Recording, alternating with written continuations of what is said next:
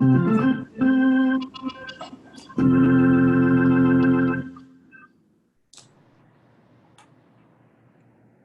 everybody, and welcome to the fourth installment of the Dodgers Zoom party. I'm so happy that you are joining us tonight on this Monday night and what's become a weekly thing that we certainly look forward to, and we certainly want you to be able to continue to participate. So make sure you're taking pictures of yourself and your family watching the Dodgers Zoom party, taking selfies of you guys doing it as well. Use the hashtag Dodgers Zoom party, and we will play some of those back during Dieter Rule and the seventh inning stretch. So once again, welcome. This is brought to you by 76. I'm Alana Rizzo, along with my co-host, the Dodgers play-by-play man, Jo Koy. Jo, take it away. All right, Alana, I want to let everybody know who's here tonight. I'm sure you recognize the faces, but let's do it formally. We've got the skipper, Dave Roberts, joining us. We've got the three-time Cy Young Award winner, former MVP, Clayton Kershaw. One of the leaders, one of the veterans, one of the top hitters in the National League, Justin Turner. The reigning MVP in the NL, Cody Bellinger. One of the newest Dodgers, a five-time All-Star, a Cy Young winner, David Price. Alex Wood was an All-Star with the Dodgers in 17. Quick trip away, he's back. He's with us tonight. A Riverside native, one of the Dodger catchers, Austin Barnes. And we had to bring an old guy in, too. Andre Ethier, 12-year big league veteran, all 12 of those years with the Dodgers, all-star a couple of times, and now wearing a beautiful hat. Nice to have some of our current players on here as well. And one guy joining us for the first time on this Dodgers Zoom party is left-hander David Price. David, it's good to see you. What's life been like for you the last couple of months? Quarantine. Just been hanging out at the house, trying to find different stuff to do to stay active. We've been outside early on quite a bit. Trying to find stuff to do. Just keeping our sanity, playing more board games, trying to do more arts and crafts, stuff like that. I haven't ventured out into anything new like cooking or painting, but my wife has done a little bit of painting. She's cooked already, but I kind of try and keep it simple. I just use it as downtime, time to enjoy this time with my family, and it's been good for that. We've had conversations with some of your teammates about this, but what have you done to keep that arm in shape as you guys get ready for hopefully some sort of spring training 2.0? At first just playing catch into a sock. That was what I was working with at first, or throwing a baseball into the couch pillows, stuff like that. We have a better setup now here in Arizona over the last month, and I've been able to throw into a cage, and the past couple of weeks I've been able to throw with a person. So that's been good. Just trying to keep it loose, keep it fresh, keep it ready. If we get that call, it'll be ready to go. Yeah, and Arizona's opening up a little bit, so hopefully you'll be able to have some more interactions with some of your teammates that also live in Arizona. And David, we have a fan question for you. This one is coming from I am AJ23. Okay. This question is for David Price. I know you wear 33 in honor of your former teammate, James Shields, but was there a number that you originally wanted to take before you decided on wearing 33?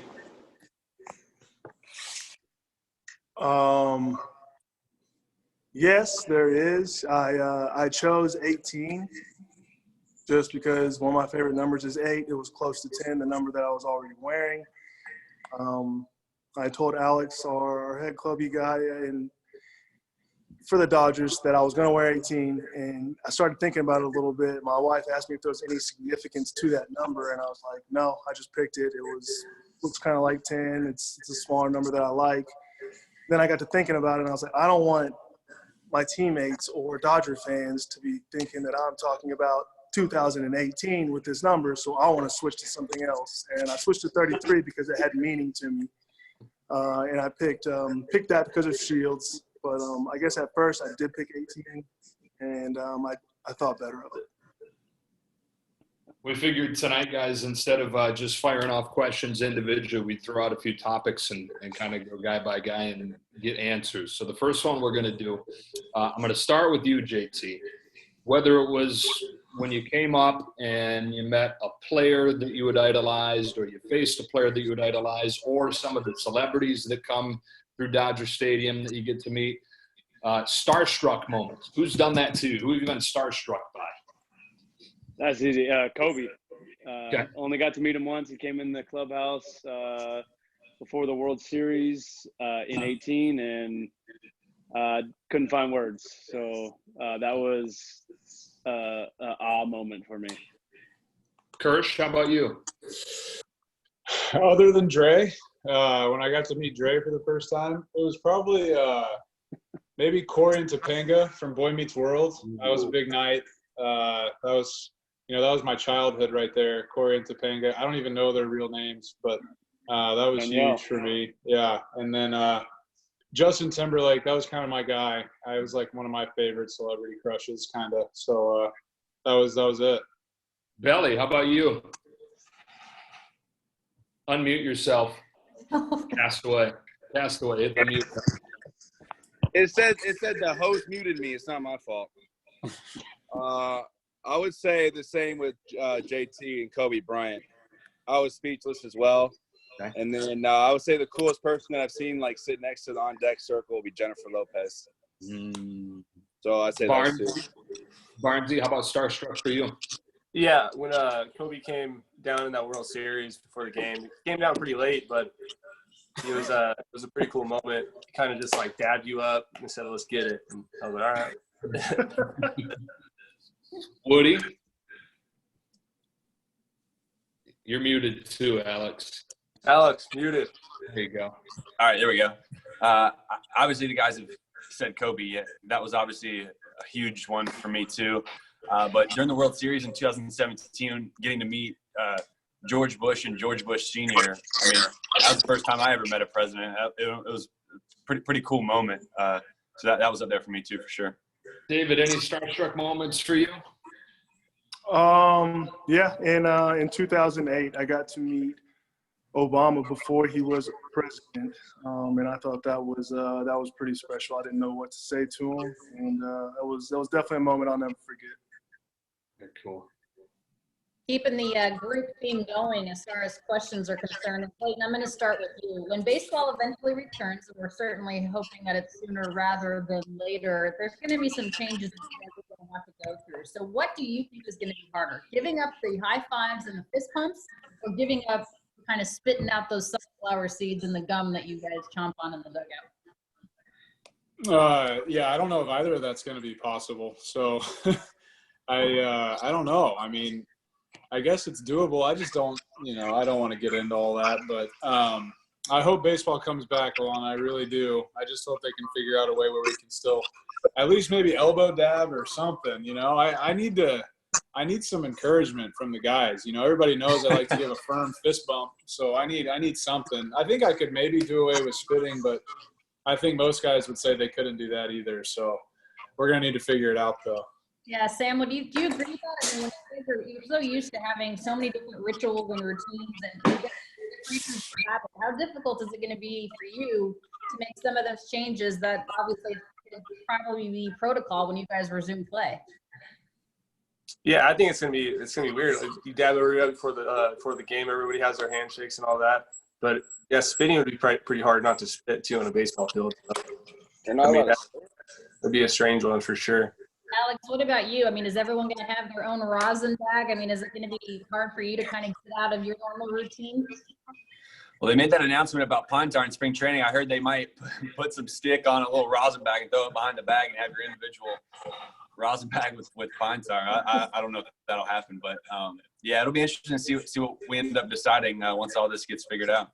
Yeah, and JT, you're obviously a creature of habit. Every time, you're even, in the hole before you even step up to the on-deep circle, all the different taps that you make with your bat on the steps. I mean, you guys are such routine-oriented and creatures of habit. I won't even call it superstitious, just a routine. How difficult is it going to be for you? Yeah, it's tough because, there's so many little nuances in the game of baseball that I think teammates enjoy celebrating during the game. And a lot of that is by high-fiving or a nice pat on the butt when the guy walks by and you say nice play. And to not have that anymore, there's going to have to be new creative ways to, celebrate those moments in the game. And one thing about baseball that's cool is the pregame handshakes. And Alana, you know better than anyone because you film them all. But yeah, we're gonna have to do something else for that too. So maybe Kirsch will just do a lot more dancing up and down the dugout. Whatever it takes, guys. Whatever it takes. Guys, the Pine Tar game was on MLB Network the other day. George Brett, and one of the great emotional shows that we've ever seen in baseball, them exploding out of the dugout. Cody, I'm going to start with you. If 1 on a 1 to 5 scale is super calm and quiet inside, and 5 is George Brett, just like all this rage inside you, where do you fall on that scale? For what? If 1, I've never even calm. seen that. Billy's never seen that in his life. Belly, do you know I who have, George but I Brett couldn't is? I couldn't hear him. Okay, so 1 is calm, like the most calm guy possible inside, and 5 is crazed, full of rage, ready to snap like this at any moment. Where do you fall? 1 to 5. I'm a 3. Okay. Look at Dre right there holding him back. Look at Dre. Get him, Dre. Hey, Dre, what did you do? 1 to 5. I was still in the minor leagues then. Oh, okay, all right, good. Hey, Robert, Doc's there too. Dre, you're a 5, right? I mean, you were a 5. Dre's a 5. Yeah, Dre's a 10. Dre's a 10. Yeah, Jesus. Any of these Dre guys would've punched him. tonight, Dre, close to you on that scale? Anybody close to a 5? Yeah, I'd be mad. Yeah. Barnes. I'd be upset. I use a lot of Pine Tar too, so Right. You do. yeah, I'd be pissed. Doc, I've seen Andy Green get under your skin a little bit, turn you into a 5. Yeah, that's probably not one of my better moments. Something I certainly regret. I was up north of a 5 for sure. That's my bad, Doc. Yeah, I was Yeah, gonna. that was Hey, Woody's it was Woody's fault. That is my fault. My bad. Woody, are you a But Clayton was right behind me, so I Nice saw going, that. Woody. Woody, are I'll you a admit my sneaky mistake. 4 or 5? I'm sorry. Are you a sneaky 4? Like, is there? It can be. I think we all can be. Right. But Tim McClellan's hard to get mad at. Yeah, when you strike out with him, he just tells you you're out. Strike 3. Right. What? Right. Yeah.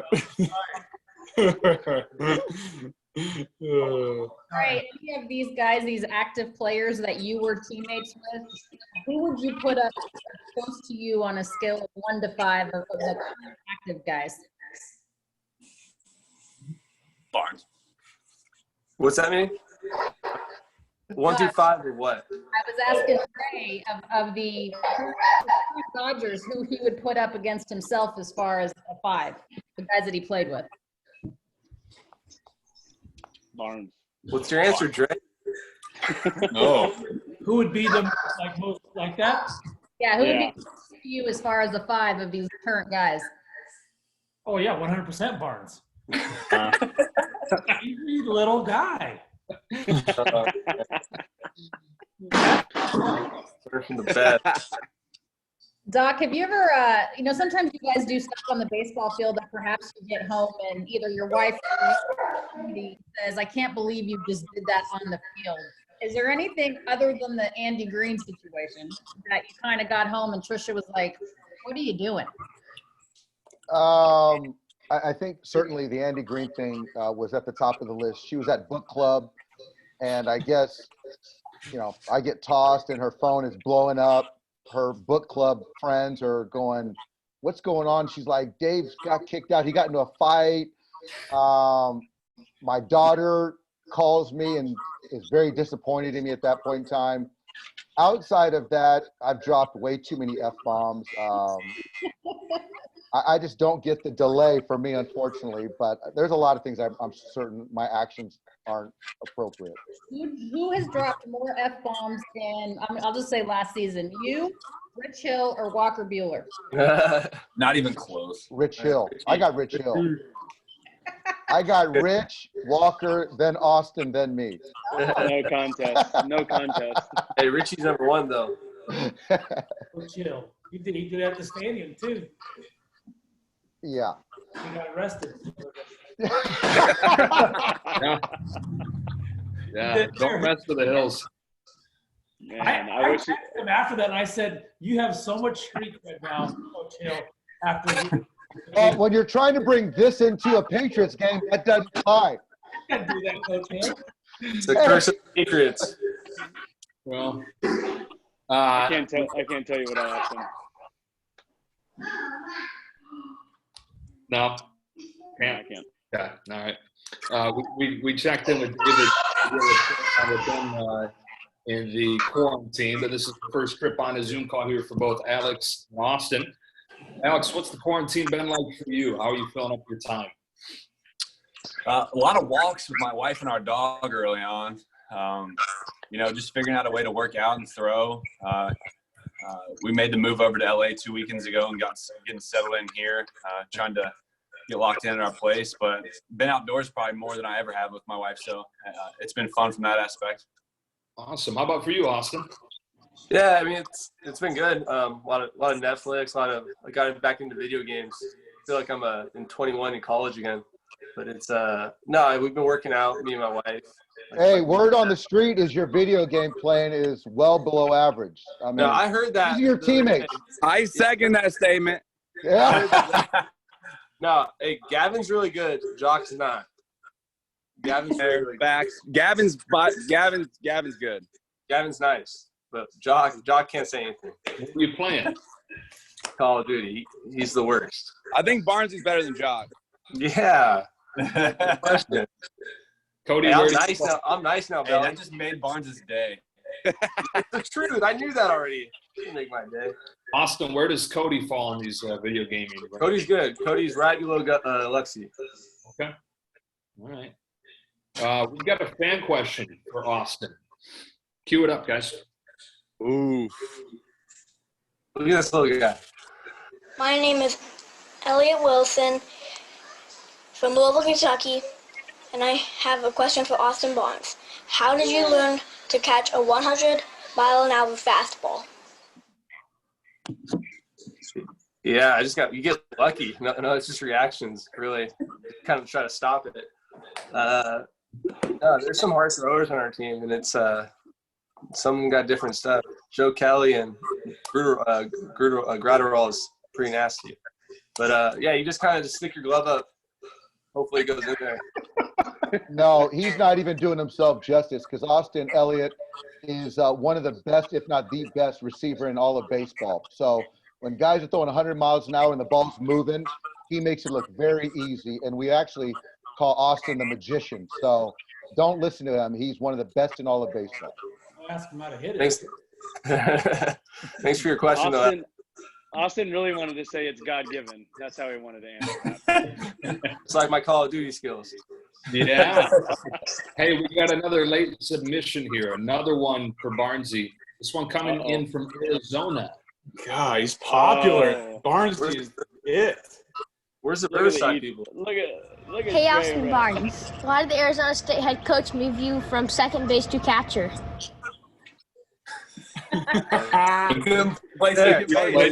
My guy. No, I started catching because our backup catcher. No, tell the real story. Tell the real That's story. what it was. I'm telling you. No, Murph made me. Pat Murphy made me. He said, "You're too slow to play the infield." And he said, "You're not Dustin Pedroia. Stop trying to act like you're Dustin Pedroia." Wow. That's what he said. And it just became a Sun Devil Zoom party. Yeah. See, so Alana and Joe, this is what the listeners get and the viewers get to see, all this banter in the clubhouse. This is what happens. So Austin's got pretty thick skin. You can see that. Yeah. Hey, Barnesy, did you ever thank Murph for moving you to catcher? No, I didn't have to. He thanked himself. How many He tells people? me every time I see him. How many He makes up this story that my dad called him. It's the craziest thing in the world. It's just wild. No, but Murph's, man, he really helped me a lot. All right, so Andre and Austin, ASU guys, obviously. Clayton did not go to ASU. That's fine. No. We have a fan question for Clayton Kershaw. Go ahead, guys.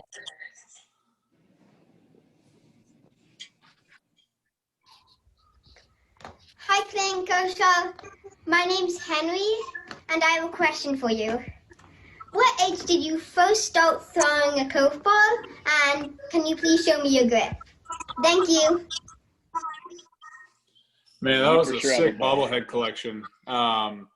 Yeah, I can show you. But first of all, Alana, I have a high school diploma, so that's way better than any Arizona State schooling. But either of those It's the same. Second of all, yes, I can show you. So I have a ball here. I kind of carry one always, but Weird.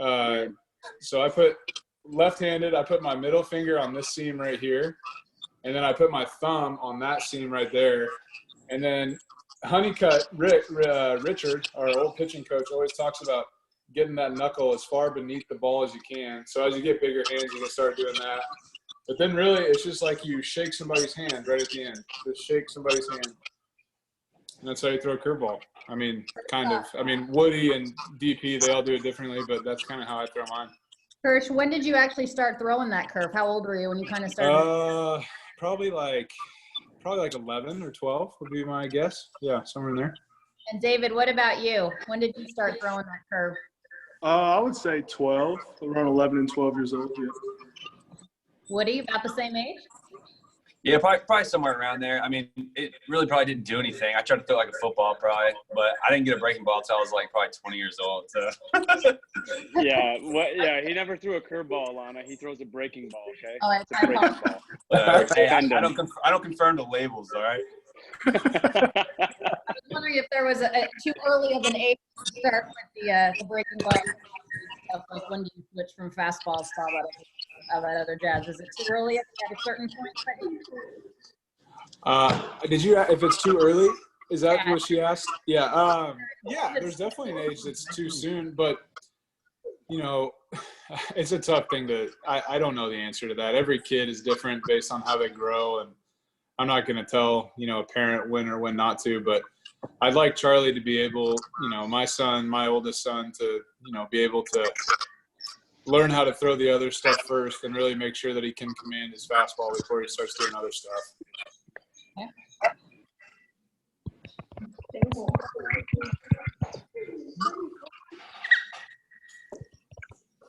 David, there he is. I was just gonna ask you how much you're enjoying being dad, right? We all miss baseball. This is a pretty great bonus family time, isn't it?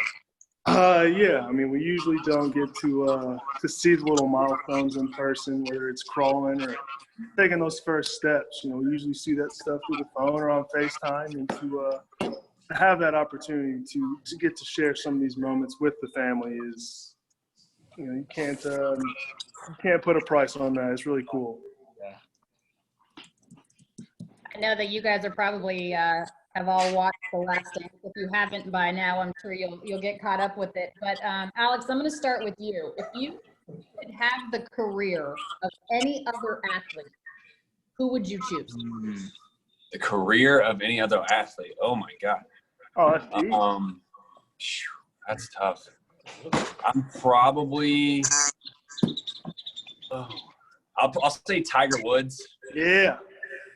That's gonna be my answer off the top of my head. There's probably a lot of other good ones, but that'll be my answer for now. You don't Have you ever played golf in your life? You don't even golf. Huh? That's exactly golf. He wants to be a good golfer, I guess. Oh, okay. All right. You gonna own all the other stuff too? Tiger Woods stuff? I mean, that's quite a career. That's quite a life. Hey, he keeps it fresh, He keeps it fresh. Doc, you all right? I'm not all right. JT, what about you? If you could have the career of anybody else, who would it be?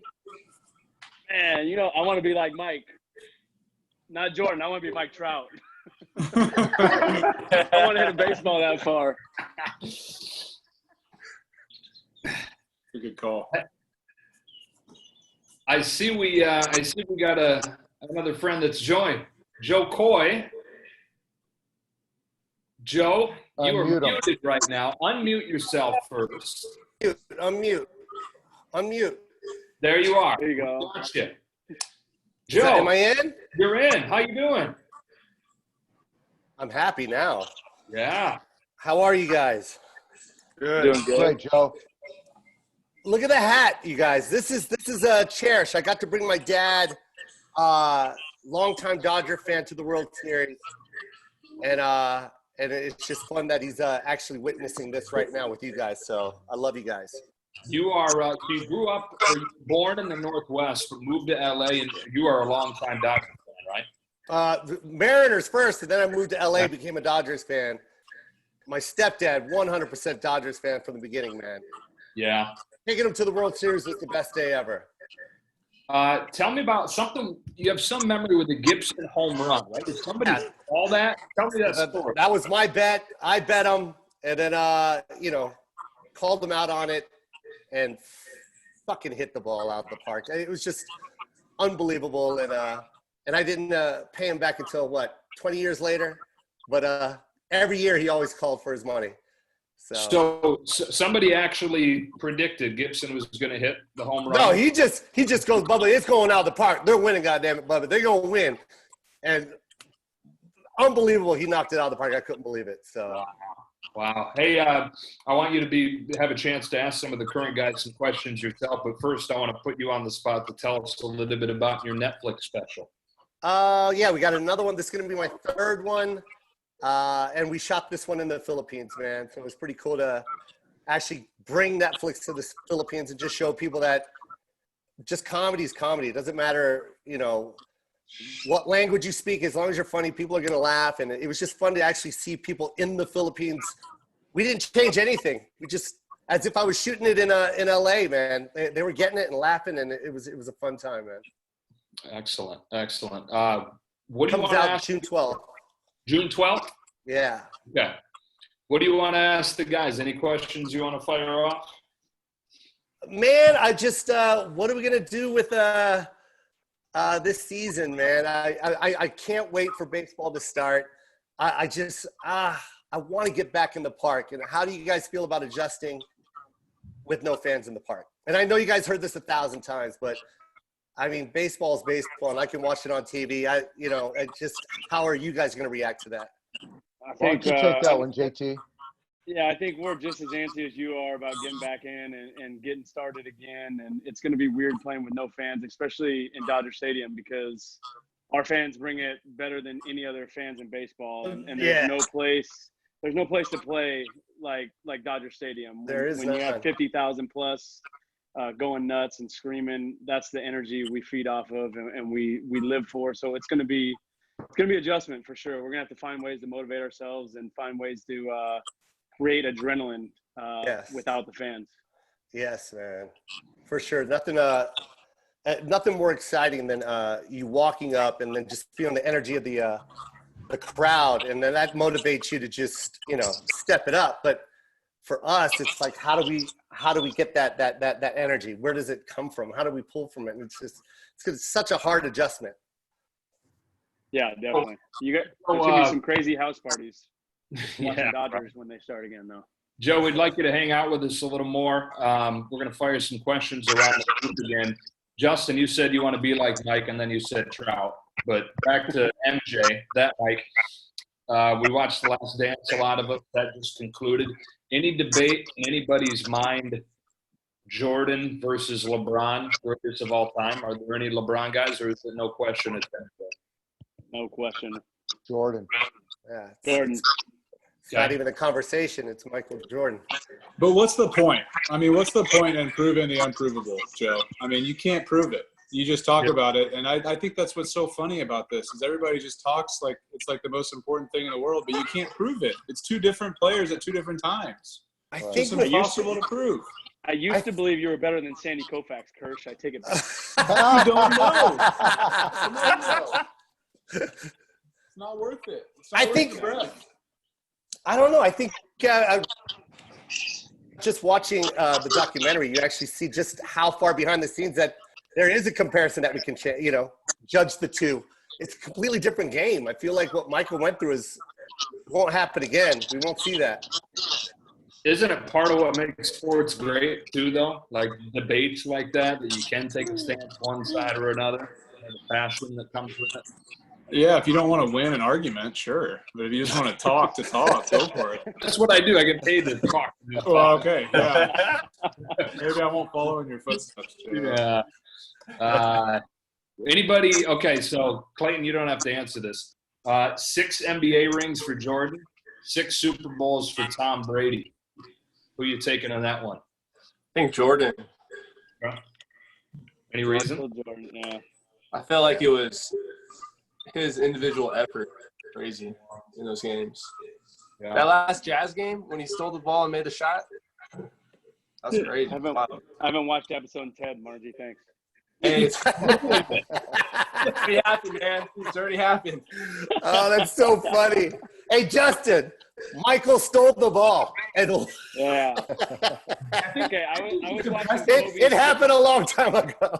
I was watching Kobe's 60-point game the other night, and I was like nervous because they were down like 13. Hilarious. Like 5 minutes left, and he only had like 40 points, and I'm like, Hey. how's he gonna get to 60? It was crazy. Hey, how good was Karl Malone though? Karl Malone and like Reggie Miller, they were nasty. Unbelievable. Kirsch, so we've got a couple MVPs on here today. Obviously, you won one in 14. Cody won one last year. What advice would you give to Cody or anybody coming off a season like that to try and follow up a huge season, an MVP caliber campaign?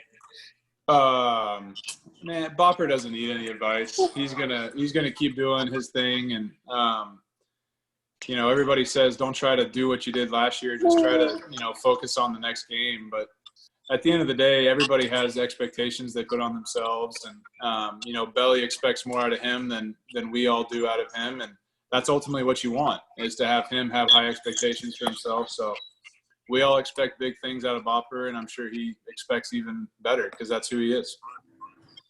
Awesome. Clayton, did you feel like you had a target on your back following your MVP season? I don't know. I mean, I think every guy would say that, you know, if you've had a little success, people, like, if you face somebody that's had a little success, you definitely try to, it feels good to beat them, you know? So I think maybe, you know, I always feel that when you go against guys that have had a lot of success, you want to kind of knock them off their pedestal. So I'm sure guys would maybe say the same. I don't know. Here, you can hold my phone. One guy that has had a lot of success as well is your fellow left-hander and David Price. And David, we have another fan question for you, sir. If you don't mind, take a listen. All right. This question's for David. Hi, David. Welcome to the Dodgers in the city of Los Angeles.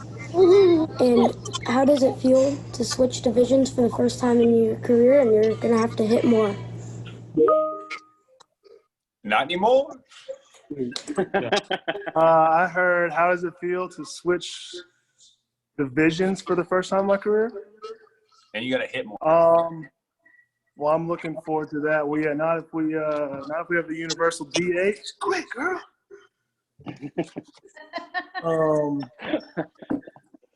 That was definitely one of the things I was most excited about, was being able to get to try and hit. You know, that's one of the things that I really enjoy doing, is swinging a bat. Haven't been on the bases a whole lot in my 40 or 50 at bats, but I think it's something that I will enjoy doing until I get a strawberry or something like that, or just get too tired out on the bases. But I'm excited for it. Hopefully we get this thing going here sooner rather than later, and I can mark off an extra base hit. Can you throw him a bone and get him a pinch hit appearance? Say it one more time. I just said, Doc, he can throw you a bone. I don't see it happening, Joe. Right. All right, David. Dieter Wolf. Dieter is on with us. Dieter, why don't you take us into the 7th inning stretch? You guys.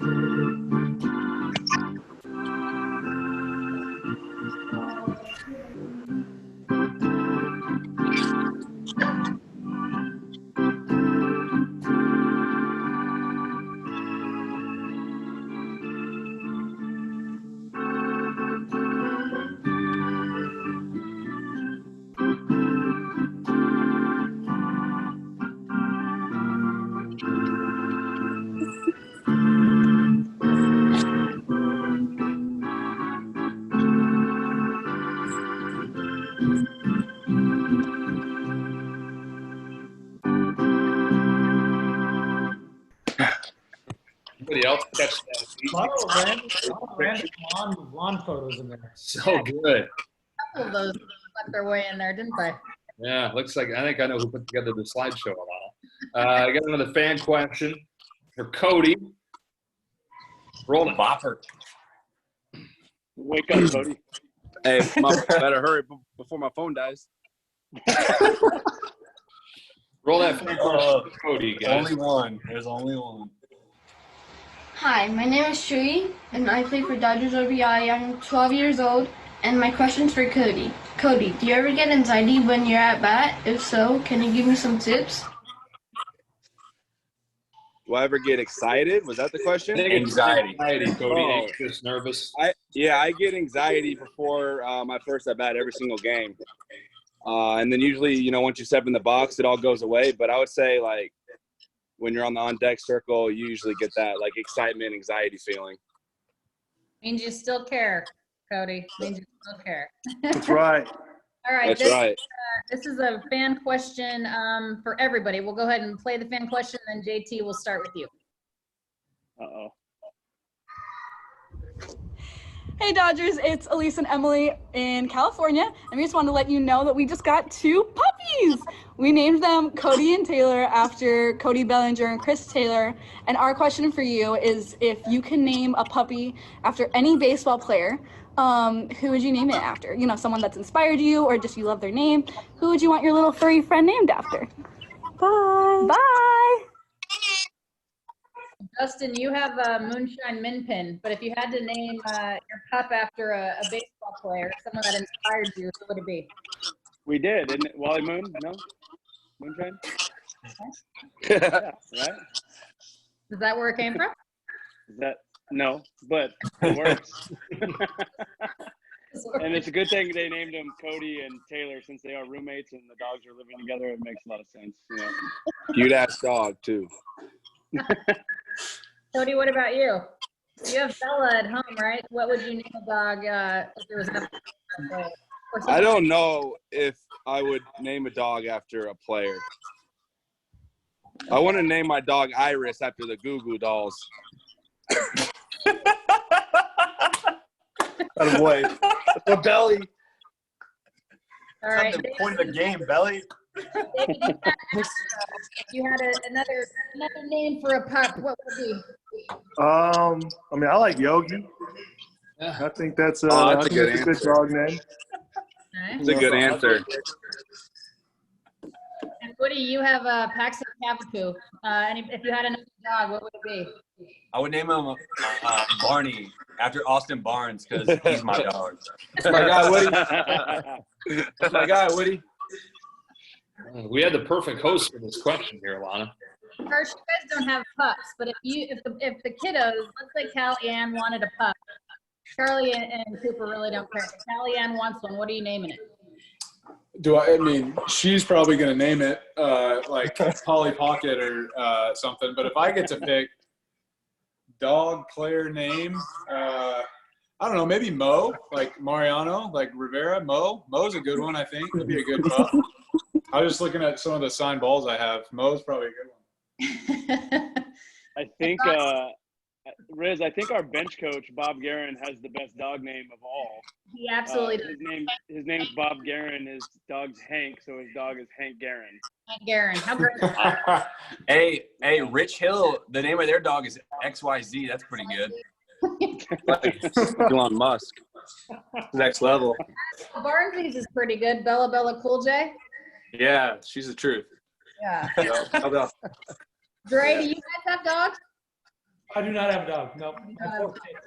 He's got a farm. 4 kiddos. And Doc, you guys have 3 dogs, right? We have 3 dogs, and we have a Sunday, we have a Maggie, and we have a Maury named after Maury Wills. There you go. See? Now the Davis family needs to get a dog. Nope. Nope. No dogs. Do it. You're a cat guy? Come on. Good guy. Good guy. Hanging out with Godson. All right, guys. Go ahead and close this out pretty soon. But is there anything that you guys want to say to each other, to the fans out there listening tonight? Justin, we'll start with you. I'll say it again this week. We're missing it as bad as you guys are. We're looking forward to get back on the field. We appreciate you hanging out with us and doing this. We have fun with it, and hope you guys enjoy spending some time with us. Kershaw, on behalf of the pitching staff, what do you want to say? JT sounded great. I agree with that. That's why we let JT talk. He's good at it, so we just let him. But no, he's right. We want to play, and we're excited to at some point, hopefully, and we miss it. And it's not going to be the same without fans, obviously, but also, like JT said, there's going to be a lot of fun Dodger parties around LA whenever we get back to playing. We know it. So thank you guys for listening to us talk. I know you'd rather watch us play. We'd rather play too, but thanks for listening to us. Guys, thanks for always taking time out of your days to be with us, Dre. It's always good to have you guys on here. Be safe, be sane. And to all of you watching these guys and listening at home, thank you for being with us. And thanks to 76 for presenting this Dodgers Zoom party. And we have another one on Monday, same time, same bat channel. We also have one on Thursday. And we're going to have Fernando Valenzuela on. Jorge and Jaime Jarin are going to be on as well. We're going to have some special Dodgers players. So join us on Thursday for that one in Spanish and back on Monday for another Dodgers Zoom party. Have a great night, you guys. Take care. See you guys. Bye, fellas. Bye, guys. Later.